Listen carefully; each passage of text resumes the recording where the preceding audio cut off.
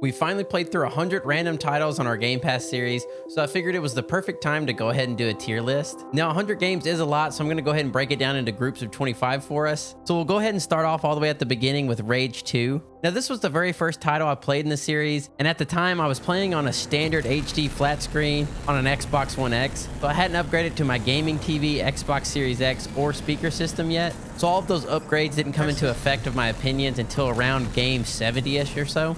But either way, Rage 2 was a great starting point for the series, being the perfect game to base everything else on. So it's going to go straight into our C tier. Next is Generation Zero. This one did have a very controversial rating over on TikTok. I had a ton of people arguing down in the comments for this game, but to me it was very empty and boring and had a lot of glitches.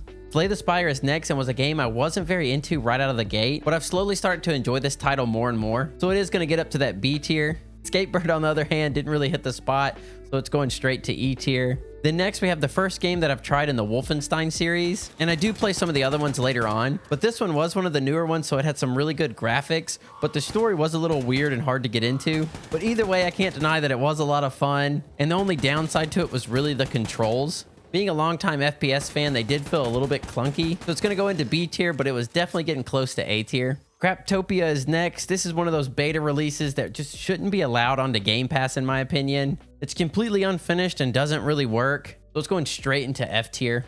But Anvil Vaultbreaker, on the other hand, was also a beta game that seemed to work great and was a ton of fun. It kind of plays like Black Ops Arcade, so if you know what I'm talking about, you might really enjoy it. So it's going to go into C tier. Racing with Ryan was our 9th game, and it was a little bit of a disappointment. It's legit just a Mario Kart ripoff, but doesn't really do anything better than actual Mario Kart, so it's getting an E tier rating. Greedfall had a lot of potential, but I just wasn't able to get into it, so it's getting D tier. Tropico 6 was our first city builder game, and even though it did have a lot of charm and humor, I just don't think city builders are for me, so I am going to be giving it a D tier. Now, Golf with Friends, even though it's really glitchy and kind of clunky, is a ton of fun. It's a really good party title if you have a good group of friends to play with, so it's actually making its way all the way up to B tier. Next up is Descenders. We have a few other titles that have a similar gameplay loop to this one, but I do think Descenders does everything best with its music and pacing combo, so it's getting B tier. Mech Warriors 5 really surprised me when it just didn't turn out to be a raggedy port from a mobile game. And even though it's only getting C tier for me, I do think the right person would really think this is a great game. Game 15 is Payday 2. This game lets you be the bad guy and rob banks and all sorts of other stuff, but unfortunately its gunplay holds it back just a little bit from getting anything higher than a C. Next is our first turn-based strategy game, Warhammer Battle Sectors. I was honestly surprised at how much I enjoyed this style of gaming. Now this one's no longer available on Game Pass, so I am going to have to find another one to get into, but either way, it's falling into the B tier. Now, Perfect Dark Zero was a really interesting title to play and kind of look back on. It really shows you how far the first-person shooter genre has come. And Perfect Dark Zero released about the same time as Halo 3, so it's kind of crazy to see how well Halo 3 still holds up today compared to other titles released at its time. Now, for our first A-tier game, we have Forager. This was one of the most addicting games I think I've ever played. It's kind of like a top-down, more chill version of Minecraft. And it's just honestly so enjoyable to play. Next is Portal Bridge Constructor. It's one of those titles that kind of feels like it should be a mobile game instead of a console game. So it just wasn't hitting right for me, so it's going to end up in D tier. Now we've got 5 more games to go, so game 20 is Art of Rally. It's not necessarily the game for me, but I did enjoy it well enough, so it's going to go straight into C tier.